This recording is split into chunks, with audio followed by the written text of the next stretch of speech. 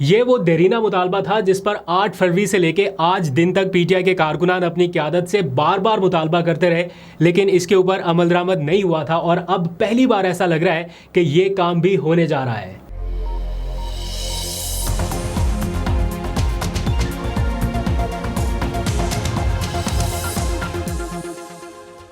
बिस्मिल्लाहिर्रहमानिर्रहीम, अस्सलाम वालेकुम। पाकिस्तान और दुनिया भर में देखने और सुनने वालों को अब्दुल कादिर का सलाम।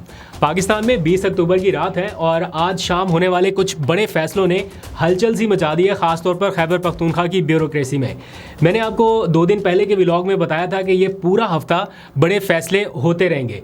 29 अक्टूबर से पहले पहले सुहेल आफरीदी ने कुछ अहम डिसीजंस करने थे, उसकी टाइमलाइन पहले से डिसाइड कर ली गई थी और वक्तन फ़वक्तन उनके ऊपर अनाउंसमेंट्स होना थी और आज वही सारा कुछ देखने में आ रहा है। और इमरान खान के, वैसे तो वो उन्हें ओपनिंग बैट्समैन कहते हैं, लेकिन कुछ लोगों ने कमेंट्स में लिखा था कि नहीं, 1 डाउन गए उन्हें, क्योंकि इससे पहले अली अमीन गंडापुर साहब थे ओपनिंग बैट्समैन। तो खैर जो भी है, इमरान खान उन्हें ओपनिंग बैट्समैन कहते हैं। तो उन्होंने जारहाना इनिंग का आगाज़ कर दिया है और ब्यूरोक्रेसी को वाज़े पैगाम दिया गया, और वो काम जिसके लिए पीटीआई के कारकुनान 8 फरवरी के इलेक्शंस के बाद से अब तक मुंतज़िर थे कि ये काम कब होगा, ये एक काम, आज उस पर भी अमल दरामद का हुक्म दे दिया गया और साथ में 10 बड़े फैसले किए गए हैं। ऐसा लग रहा है कि राइट डायरेक्शन में मामला आगे बढ़ रहे हैं और इसे इम्प्रेसिव स्टार्ट कहा जा रहा है सुहेल आफरीदी का।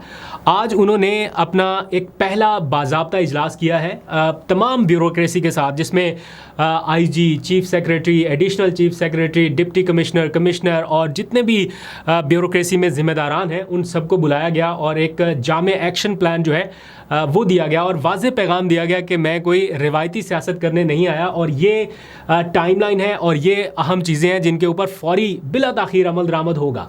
तो 10 फैसले आज के एलामिया में जारी किए गए हैं। मैं जल्दी जल्दी से एक एक करके आपको बताते रहूँगा। वैसे आपने शायद एलामिया पढ़ भी लिया हो, लेकिन उसके ऊपर थोड़ा सा तजिया कर लेते हैं। जो सबसे पहला फैसला किया गया है वो किया गया है 8 फरवरी की तारीख से, यानी 8 फरवरी को जिन अफसरान ने या ब्यूरोक्रेसी के उन लोगों ने जिन्होंने इलेक्शन के दौरान या उस पूरी कैंपेन के दौरान, आपको पता है एक माहौल ऐसा था कि पकड़ दकड़ जारी थी, सारा कुछ हो रहा था, जिन्होंने तो उसमें हिस्सा लिया या गैर कानूनी कोई इक़दाम किया उनके ख़िलाफ़ सज़ा, और जिन्होंने प्रोटेक्ट किया अवामी मैंडेट को या जिन्होंने उसका एहतराम किया उनके लिए रिवॉर्ड यानी इनाम की पॉलिसी रखी गई है। और ये खुलकर बताया गया कि जिन लोगों ने तो सूबे की रिवायात का ख्याल रखा और पासदारी की, उनको हम इनामात देंगे, और जिन लोगों ने मैंडेट के तहफ़्फ़ुज़ को यकीनी नहीं बनाया या अपने तौर पे कुछ ऐसे इक़दाम किए जो नहीं किए जाने चाहिए थे, उनको सज़ा मिलेगी। और ये वो मुतालबा था जो पीटीआई के कारकुनान बहुत अरसे से 8 फरवरी से लेके अब तक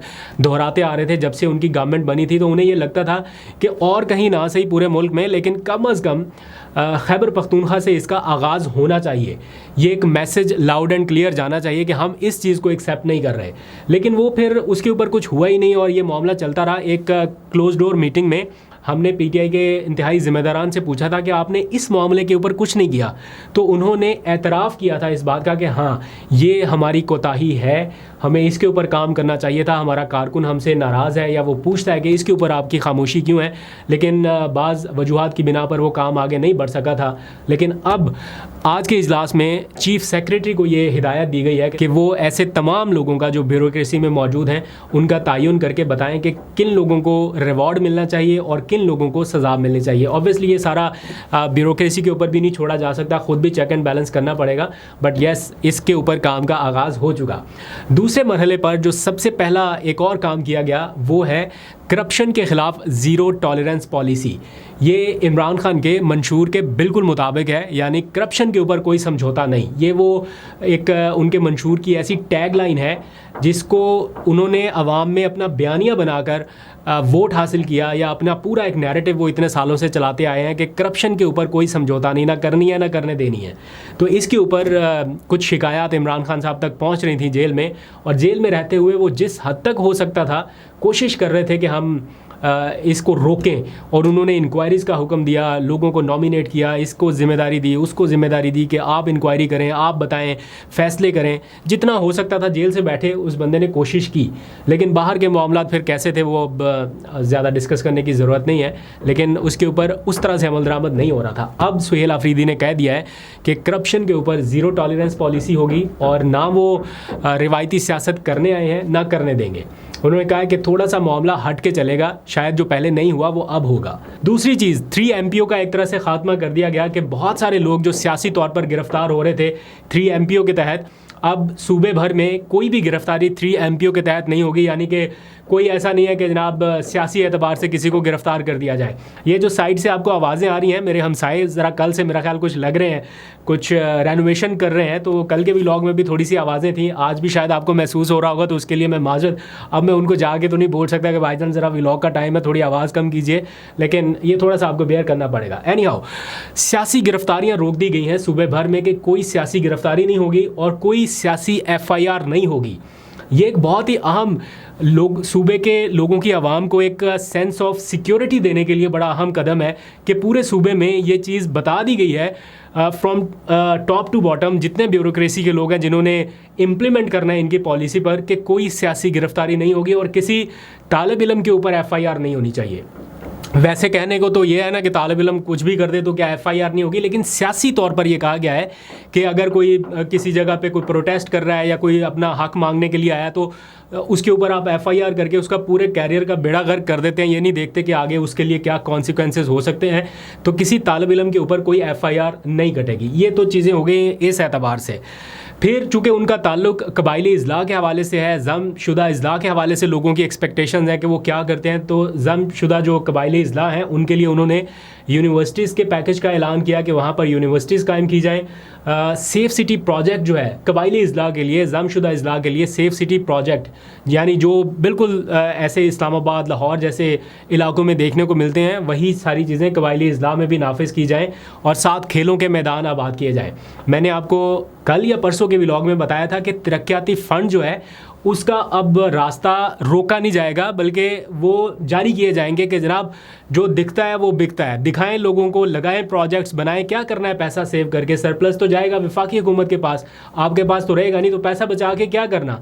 तो ये एक वो पॉलिसी है जिसके ऊपर KP गवर्नमेंट अमल दरामद करने का फैसला कर चुकी है कि जनाब बजट लगाएंगे, लोगों को पता चलेगा कि पैसा लग रहा है, तरक्याती प्रोजेक्ट्स बन रहे हैं। और इसी तरह पेशावर का एक रिवाइवल प्लान जो है आज उसका भी मंजूरी दे दी गई कि एक पूरे पेशावर की जो ब्यूटिफिकेशन है या उसको रिवाइव करने के लिए जो पहला इंप्रेशन जैसे पड़ता है, सॉलिड इंप्रेशन, वो सब करने के लिए भी कह दिया गया है कि जनाब ये भी बिला ताखीर किया जाए। फिर मामला यहाँ पर रुका नहीं है। शहीद अरशद शरीफ के नाम से जो एक वादा किया गया था सूबाई हुकूमत की जानिब से कि एक यूनिवर्सिटी कायम की जाएगी, लेकिन उसका फिर कोई अता पता नहीं चला।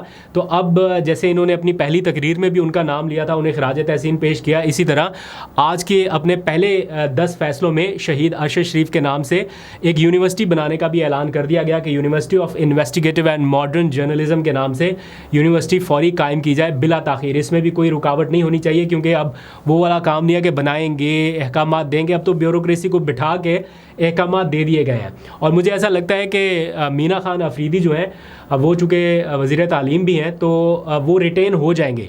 जैसे कुछ लोग गैस कर रहे हैं ना कि कौन कौन से लोग जो हैं वो रिटेन होंगे इनकी कैबिनेट में, तो 2 लोग तो मुझे बड़े वाज़े नज़र आ रहे हैं, एक मुजम्मिल असलम और दूसरे मीना खान अफरीदी। ये 2 लोग तो रिटेन होंगे, तो मेरा ख्याल है कोई ना कोई डिस्कशन उनके साथ भी हो चुकी होगी। अच्छा, अब आ जाइए ज़रा एक और बड़ा हैरान कुन और बड़ा दिलचस्प फैसला आज किया गया। 2 रोज़ पहले वफाकी हुकूमत ने यानी वज़ीर दाखिला मोहसिन नकवी ने IG KPK को बुला के कुछ बुलेट प्रूफ गाड़ियाँ उनके हैंड ओवर की थी, और उसकी बाकायदा वीडियोस भी जारी की गई। 3 गाड़ियाँ थी गालबन, जो वीडियो में नज़र आ रहा है, लेकिन वो गाड़ियों को देख के ऐसा लग रहा था कि जैसे ये कुछ पुरानी गाड़ियाँ हैं या शायद इनको तैयार करवा के थोड़ा इनकी हालत शालत बेहतर करके हैंड ओवर कर दी गई हैं, नई नहीं लग रही थी। तो फिर मैंने देखा कुछ लोगों ने ये कहा था कि ये कहीं बाहर से गिफ्ट की गई हैं और वो हैंड ओवर की गई, तो मुझे क्लैरिटी नहीं थी। बहरहाल आज इस इजलास में ये फ़ैसला भी किया गया सुहेल आफरीदी की जानिब से बतौर वज़ीर आला कि वो जो गाड़ियाँ इन्हें दी गई हैं वो समझते हैं कि ये मयार के मुताबिक नहीं है, इसलिए ये गाड़ियाँ वफाकी हुकूमत को वापस कर दी जाएँ।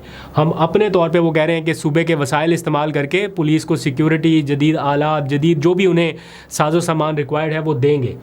क्योंकि केपी पुलिस की खिदमात हैं दहशत गर्दी के ख़िलाफ़ जंग में, तो वो कह रहे हैं कि इनको हम हर तरह से फैसिलिटेट करेंगे। तो जो 3 गाड़ियाँ आई हैं जो दिखने में नई नहीं लग रही, उनको वो कह रहे हैं कि वापस कर दिया जाए। और फिर साबिक वुज़रा आला जितने भी हैं, यही नहीं कि सिर्फ अली अमीन गंडापुर, इनसे पहले वाले भी जो वुज़रा आला रहे हैं उनसे ली जाने वाली सिक्योरिटी वो उन्हें वापस देने का फ़ैसला किया गया है। इसके ऊपर बात हो सकती है, बहुत सारे लोग कह सकते हैं कि नहीं, जिनको बहुत टाइम हो गया अब उनको वापस क्या सिक्योरिटी देनी, लेकिन चूँकि उनका ये डिसीजन है, उन्होंने इस हिसाब से किया कि ताकि उनकी इज़्ज़त व तकरीम बरकरार रहे तो उनको सिक्योरिटी वापस की जाए। तो ये भी एक डिसीजन किया गया। और फिर आपको पता है कि आज सूबाई असम्बली का इजलास भी बुलाया गया था और इस इजलास में एक करारदाद मंजूर की गई है सुहेल अफरीदी की बतौर वज़ीर आला इमरान खान से मुलाकात के हवाले से। और इस करारदाद में ये कहा गया कि सूबे के वज़ीर आला का ये इस्तेहकाक है कि वो पार्टी के सरबराह से मुलाकात कर सकें और काबीना की तश्कील के लिए उनसे मुशावरत करें। अब इस सिलसिले में सुहेल अफरीदी का आज का जो बयान मैंने सुना है, उन्होंने कहा कि अगर इम्कान ना भी हुआ तो हम इम्कान पैदा कर लेंगे कि इमरान खान से मुलाकात हो सके।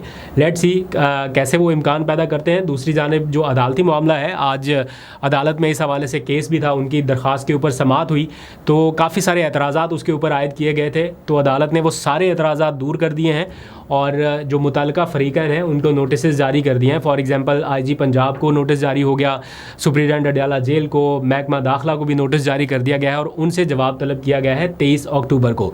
अगर आज 20 अक्टूबर है यानी 3 दिन के बाद इस हवाले से फ़र्दर पेशरफ्त हो सकेगी कि वो क्या कहते हैं, या वो मुलाकात के लिए फैसिलिटेट कर सकते हैं CM को या नहीं करेंगे। तो इस हवाले से जो भी अदालत डायरेक्शन देगी तो फिर पता चलेगा, लेकिन मुमकिन है कि उनकी जल्द आने वाले दिनों में मुलाकात हो सके। तो ये कुछ फ़ैसले हैं जो आज के पहले इजलास में लिए गए हैं और ब्यूरोक्रेसी को एक वाज़ेह गाइडलाइन या अपना मंशूर या अपनी पॉलिसी जो है वो बता दी गई है और उन्हें ये बावर कराया गया है कि ब्यूरोक्रेसी का ये काम है कि वो मुंतखब हुकूमत की पॉलिसी के ऊपर मनोअन अमल दरामद कराएँ। तो ये वो सारी चीज़ें हैं जिनके ऊपर बहुत पहले आगाज़ हो जाना चाहिए था, या शायद अगर हुआ भी तो जुज़वी अमल दरामद हुआ, इतना ज़्यादा नहीं हुआ कि वो नोटिस हो सकता। तो अब देखते हैं कि इसके ऊपर फ़र्दर कैसे एक्शन होता है। तो अभी तक के लिए इतना ही। अगर आप मुतमईन हैं इन फ़ैसलों से या आपकी कोई राय है तो ज़रूर बताइएगा, हम कोशिश करेंगे कि उसकी भी सुनवाई हो सके। अपना बहुत सा ख्याल रखिए। अल्लाह हाफ़िज़।